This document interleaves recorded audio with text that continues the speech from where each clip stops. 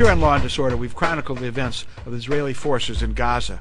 Today, we're delighted to have with us Noam Chomsky, one of the world's foremost social critics, Institute Professor Emeritus in the MIT Department of Linguistics and Philosophy, and the author of many books. Today, we talk to him about his latest, Gaza In Crisis, Reflections on Israel's War Against the Palestinians. Noam Chomsky wrote Gaza In Crisis with Ilan Pappé, one of the exceptional young Israeli historians now teaching history at the University of Exeter in the UK. Noam Chomsky, welcome to Law and Disorder. Glad to be with you. Let's get right in and tell us why you wrote this book, why you wrote two of the major essays in the book, particularly the one that I focused on was Exterminate All the Brutes, about the war on Gaza. And give us some perspectives that you give people in the book around the war on Gaza. Well, actually, just to be timely, let's start with WikiLeaks. Perfect. which doesn't, there's not very much of interest in it, frankly. But one of the interesting cables is, I think, the only one from the Tel Aviv embassy. It's to Clinton, and it discusses the, it's giving her sort of talking points, discusses the attack on Gaza. That's what it's about. And it tells her that Israel had to attack in December 2008 in self-defense because Hamas had violated the truce. Now, there's only two possibilities. Either the U.S. Embassy in Israel is so clueless that nobody even reads the press, or else they're just lying flat out, because the facts are clear and uncontroversial. In December 2008, Hamas was calling for a renewal of the truce that Israel had broken, and the Israeli cabinet considered it, rejected it, because they wanted the bomb. And I should add that's U.S.-Israel, because these are joint activities. And in fact, that's what happened. I mean, there was a truce established in June 2008. Israel never lived up to it. They insisted on maintaining the siege in violation of the truce agreement, but nevertheless, Hamas lived up to it scrupulously. Israel officially recognizes, that there was not a single Hamas rocket until November 4th. On November 4th, Israeli troops invaded Gaza, killed half a dozen Hamas militants. There was rocket firing in response, and huge Israeli rocket firing. It went on for a couple of days, and as usual, the casualties were all Palestinian. Then the truce did run out in December, and then what happened is what I described. Hamas called repeatedly to even institute more rigorous truce agreements, and Israel rejected it. And then the U.S. and Israel attacked. Now, the fact that this can pass without comment tells you quite a lot. In fact, I could go on to say that in the whole WikiLeaks episode, in my opinion, the most remarkable fact is the absolute contempt for democracy that's revealed by the embassies, by the State Department, and by the commentators. If you take a look at the leaks, the really dramatic leak that was repeated all over the place, headlines, articles, etc., is that the way it's put is the Arabs world wants us to bomb Iran, is afraid of Iran. Well, there's a minor point and a major one. The minor point is they're, of course, just citing the Arab dictators, and we don't know what they think. We don't know how the embassy officials selected or maybe invented what they wanted to hear, which is quite normal. But let's say it's all true. They are citing the Arab dictators. Many of them quite brutal. What about the Arab population? Now, again, either they are clueless and don't know a thing about the Middle East, or else they're lying. I mean, we have good studies of Arab public opinion from mainstream, very respectable sources. The Brookings Institute released its last extensive poll a couple of months ago, and it has a lot about this. It says that the Arabs do perceive a threat 88% of them see the main threat as Israel. 77% see the main threat as the United States. Iran is mentioned way down at the bottom. 10% see a threat from Iran. In fact, they're so opposed to U.S. policy that a majority, 57%, think that the region would be better off if Iran had nuclear weapons. In our intellectual culture, what the population thinks is irrelevant. What we care about is what the dictators think, or what we say they think. This is pretty striking. I haven't seen a word about this anywhere. Going to Gaza for another second, because you'd written your chapter, I believe, before the Goldstone report came out. This is the chapter in Gaza in Crisis, yeah. Exterminate All the Brutes. And I'm interested in both your reaction to the Goldstone report and, of course, the state's reaction, the U.S. particularly. Well, I'm kind of ambivalent about it. They did a very good job, I think, as well as you can do when you're investigating a past war. You don't have access has been blocked. Israel refused to allow any access and so on. So they did a pretty good job, but it's inherently difficult to really demonstrate that crimes took place in battle. That you can always say, well, how do you know some Hamas gunman wasn't hiding behind a door or something? The most critical issue is the one you just discussed. Did Israel have any right to use force in the first place? Any right. Discussed almost universally as, well, sure, they have a right of self-defense. Well, that's not the issue. Of course, everyone has a right of self-defense. The question is, do you have a right of self-defense by force?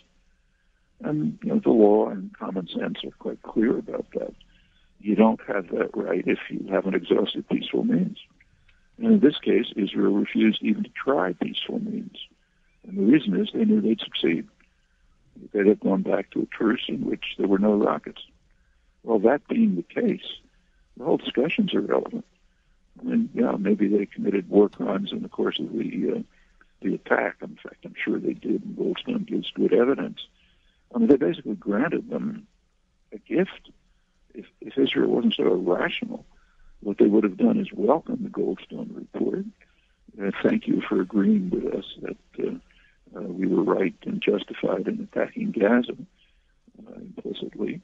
And then they would have published a couple of thousand pages, which nobody would have looked at, going through each detail. Yeah, I think that's really important. I mean, the Goldstone report does not address at all. It passes over Israel's and we know why, self-defense. Incidentally. Goldstone himself had a long interview with Bill Moyers, in which Moyers asked him, what about, were they justified? He says, sure, they were justified in attacking. They just, it was disproportionate. And that's the way almost everything was reported. I mean, even the human rights groups. They just granted them the right to attack and said, well, it was disproportionate. And that's a little bit like saying that the Russian invasion of Afghanistan was disproportionate. And that's not the way we deal with it. We're speaking with Noam Chomsky, who's just published Haymarket Books, came out with Gaza in Crisis, Noam Chomsky and Ilan Pappé. It's a very, very fine book. Noam, you were somebody concerned with Israel and its fate from the very beginning when you were a young man, just like Michael and I were visited there in the 50s, and it's been something that's been part of our lives as we've grown up and old. And it gets increasingly dismaying. What do you tell people when they ask you, what sort of solutions should we look for? One state, two state, binational state? Where are we at and what can we do? All of them. In fact, I'd even go on and prefer a no-state solution. I agree with that. I don't see any reason to honor the imperial boundaries. In fact, when my wife and I were in Israel in the early 50s, we were hitchhiking up in the north, and we happened to cross the Lebanese border. And some guy in a Jeep came by and started screaming at us and told us to get back. But why have a border cutting the Galilee in half? So, and supporting all of these proposals makes perfectly good sense, as long as we recognize that you have to have a way to get there. Now, I know of only one way to proceed. If anyone has a different suggestion, I'd be happy to hear it. The only way I know is for the United States to join the rest of the world and stop its rejectionist opposition to the huge, overwhelming international consensus, agree to a two-state settlement, in which case Israel would have to go along. And then, there are details to be worked out, but the basic form of it is very well understood and accepted overwhelmingly by every relevant actor except the United States and Israel. After that, my feeling is that it would come to be recognized. Everyone in the former Palestine, mandatory Palestine, Jordan to the sea, that drawing a line through that territory makes absolutely no sense. Commercial relations would pick up, social relations, cultural relations, going across the border to a restaurant, whatever it may be. And I think the borders would erode naturally, in natural ways, actually the way that's beginning to happen in Europe. And okay, then you could move towards a binational federation of some sort, what people call one state. And after that, you could overcome the imperial borders. Why not have integration with Lebanon? Well, Noam, why is it that the United States defies international opinion and doesn't go along? Some people argue that it's the Israeli lobby here. Others say, no, it's in the interests of the ruling elites in the United States to keep Israel as their cat's paw. I mean, what's your view of why they don't go along? Look, the Israeli lobby is a strong lobby, no doubt. And I really wish those claims were true. I mean, if those claims were true, it would save me a huge amount of time and effort. Literally, I could stop spending a huge amount of time giving talks and traveling and getting involved in organizing efforts and writing and so on. I could just put on a coat and tie, jacket and tie. I've got them somewhere. Go to the corporate offices of Intel, Morgan Chase, or whatever, Lockheed Martin, and explain the Chamber of Commerce, and explain to them politely that their interests are being harmed by this little lobby that they can put out of business in 5 seconds. Okay, then it would be over.